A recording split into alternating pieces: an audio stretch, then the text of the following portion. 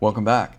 I just arrived in Ho Chi Minh City, Vietnam. I've been here about 3 days, and I thought today I would share with you the things that I find that are critical during that first 72 hours as a slow traveler that makes or breaks your entire stay at a destination, especially at a new city like Ho Chi Minh City is for me. And at the end of the video, I'm gonna explain to you why I think so many people, a feeling that I got as I came through the airport, that I think so many people feel, and why they keep coming back to Southeast Asia and wanting to spend significant time here. And it really revolves around my reliance on a wheelchair attendant because, again, I am coming from Istanbul. I had ankle surgery and doing great, but I still, I'm in a boot and crutches. And it just helps with the immigration policy, process, the passport control, getting bags, getting out to the Grab app, to have that all set up with the airline. And my experience was just something that that just tells you everything you need to know about Southeast Asia. Step one, day one, completely disoriented. I'll just call this disorientation day. And you're trying to put structure. Your mind wants to structure things, and so this is why when you come into a city, the first thing you try to do is get yourself orientated to where you are. And this is what I do my first day. It always starts with money because, fortunately, as I land in Vietnam, I've got Grab, which is just like Uber in the US. You're able to get an Uber ride from the airport to your hotel or your lodgings. And that allows you to not need cash for a taxi ride if you're going to use that. But when I get going for the day, I know that I'm going to be here for however long in Vietnam, 3 months, and I want to be able to get some cash because stuff's going to come up where I'm not going to be able to use my credit card. Whether you're buying street food or you're just buying something from a vendor that's a mom and pop seller, those things happen. So get to a good bank-oriented ATM.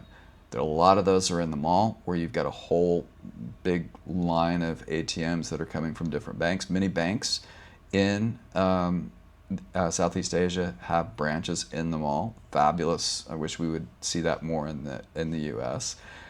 And you're going to experience that a lot of stress go away when you're able to just have a little bit of money in your hand.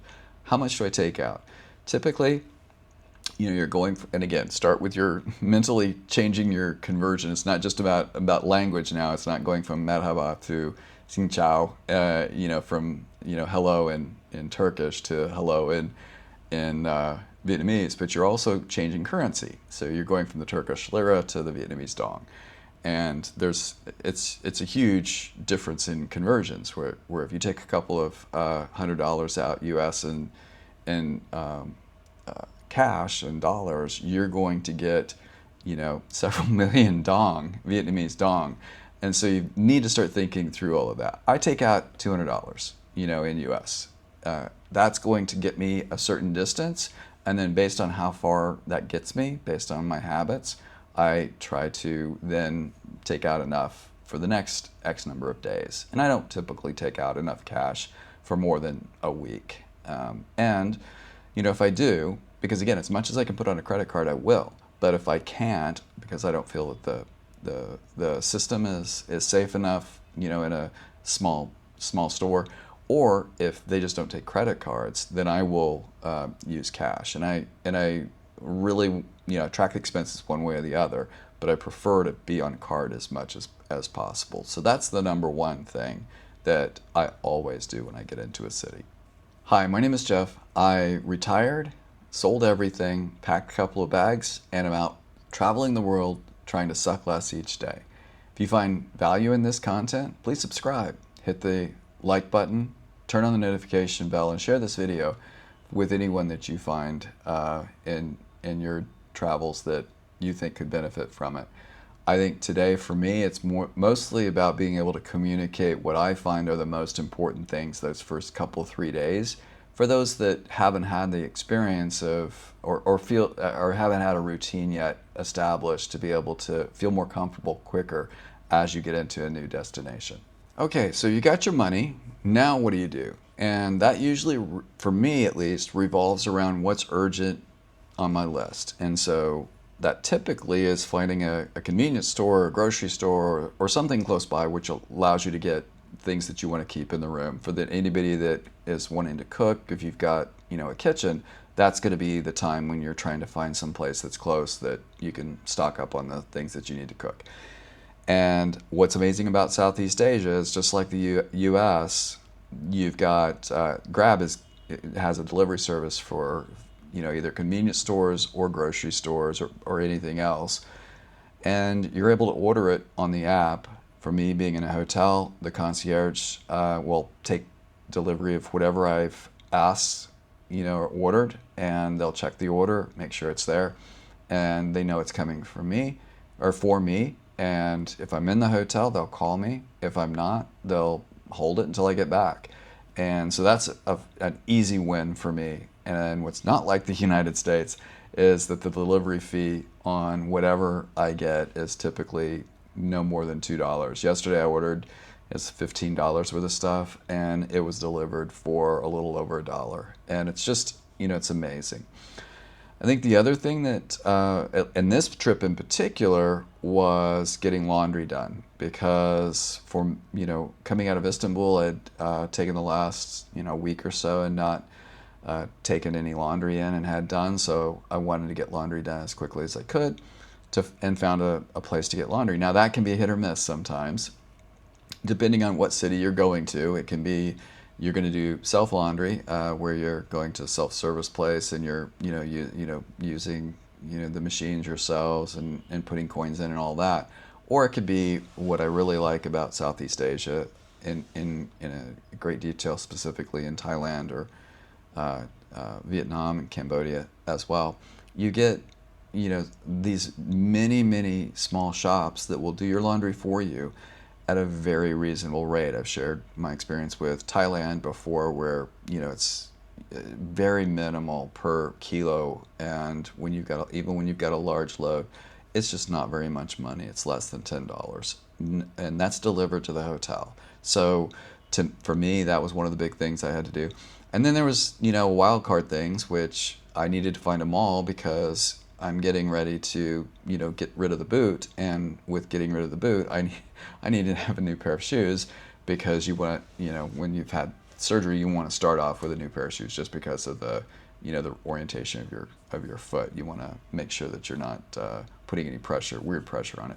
So Saigon Mall, just down the street, Grab took me there. Was able to go in and found a great shoe store that, it's Hoka, so right there, name brand store that allowed me to get a lot of good advice from folks that were able to give me their honest opinion on what they, not just what I thought I needed, but what they thought I needed as well. So that's the first 2 days, and then ends up after that time, it's about finding street food, and that comes with just walking around the city and trying to get your head around where you are. So either the end of day 2 or evening of day 2, but definitely on day 3, I am just walking in the immediate vicinity of where I'm staying, because the only way that I'm going to get familiar and comfortable with a destination and all the nuances that it offers, it's not to go out to whatever the tourist destination is of that particular city, or have a field trip or a guided boat tour or something like that. It's about finding what's close to you as quickly as possible, so you feel more comfortable with that location that you're in. And so for me, even being out here, on crutches, just being able to move around and see different places, and that's where I saw the first place that I had street food. And it's probably a place that folks, if you've not been to Southeast Asia, would cause you pause. But it's easy. There's 2 things that you can find that you can definitely use to find good food. One, and it has nothing to do with Google reviews. One is, if it's a destination that's got all the Grab guys around there waiting for orders, that's because everybody's ordering from that place, no matter how big or small it is.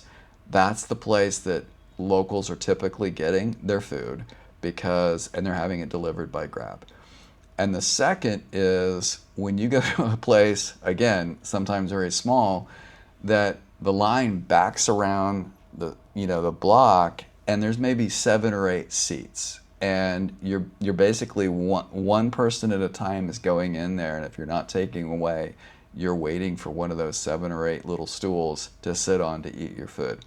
Those are the two ways to know in Southeast Asia you're getting good street food. So, it's a very easy tell, and the experienced folks will know that that's an easy one for us to recognize where locals best feel that they get where locals feel they get the best food.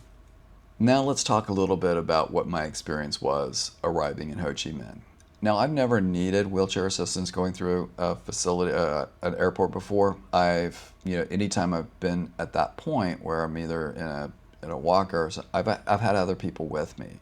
On my trip to the airport in Istanbul, my young son was with me. My 23-year-old son was with me, so he helped me with getting bags and all that kind of stuff to the ticket counter, and then we were able to throw the bags into checked baggage, and then I got a wheelchair assist to the gate, very cut and dry, very basic, and didn't see anything that was outlandish. Got to go to the front of the line, which was great in the airport for passport control and all of that. So that was fabulous. Gave him a little bit of a tip. I arrived in Ho Chi Minh City, and I was getting off the plane, and there was an attendant there asking for me.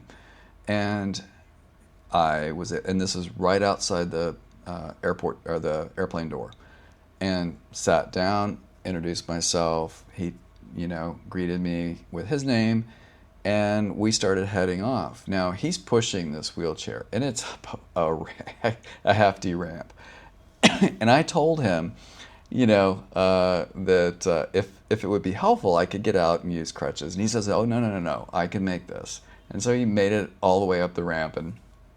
And when I got up there, it was a pretty good haul through Ho Chi Minh City's airport.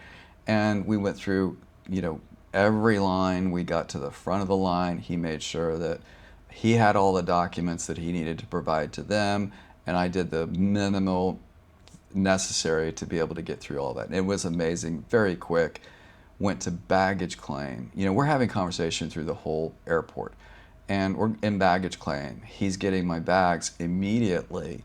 He, wheeled me out and to the Grab. I told him I was going to get a Grab, and he goes, "Oh, I know exactly where you need to go." So he took me about 50 yards to where the Grab stand was. It wasn't immediately right there at the door, and it was amazing. And but here's the thing that separates you. That separates Southeast Asia, in my experience, and I think many others' experience. When I shook his hand and said thank you, really appreciate all his work and help, and he goes, "No, it's my pleasure. This is how I get a lot out of my day and learn about new things." And I simply tried to tip him what I think for us in the U.S. is about $3, and he didn't want the tip. He simply said the time I spent, which was about an hour all in, was all he really wanted to be able to get out of the day, is a great conversation and to be able to help somebody that needed help. And that's the kind of experience where, yes, you may not need an airport assistance, you may not need wheelchair assistance, but that's exactly the kind of approach that you get when you're in Southeast Asia, and you go to a hotel and you work with staff, or you go and get food, or you get a massage, or whatever. People are just very happy about doing their job, and that is not something that you see in every part of the world. And so I couldn't be, more thrilled to be back in Southeast Asia. I really gravitate to it. It makes you feel, after the disorientation of transitioning from one country to another, it makes you feel like you're more at home in this community pretty quickly. I mean, that's tackle through some of the basics, and you feel really, really supported in this community. So you're not out here on your own, which is just something fabulous for those of us that do this full time.